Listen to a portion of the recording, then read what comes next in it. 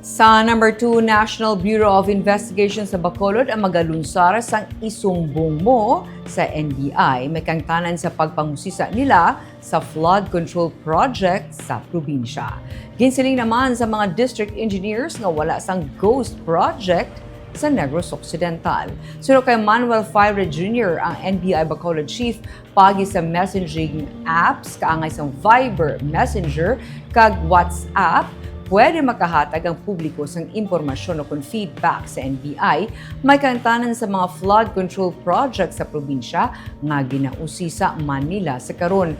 Ang tanan nga district engineers ng Department of Public Works and Highways sa anong ka mga distrito sunod sa iya ang nakasabit na sa ginapangayo nga dokumento sang NBI. Subong yara na sila sa pag-reconcile sa mga nasubmit nga dokumento sa mga dokumento man nga nakuha sang NBI.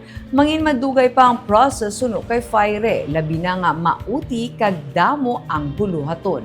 Kung mahumana ini magasab pinaliwat ang NBI para naman sa submission sang geotagging.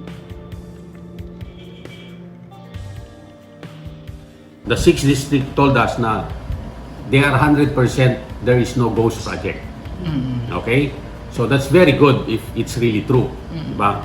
But the fact remains is that it's difficult to investigate because we are looking for a ghost project. Diba? And you have to remember that the ghost project was only divulged because somebody from DPWH cried loud. Diba? So that's the dilemma that we have. But our office actually will be bringing out a Viber number later on, a messenger, and then WhatsApp account so that the community can give us feedbacks so everybody can help in this kind of investigation.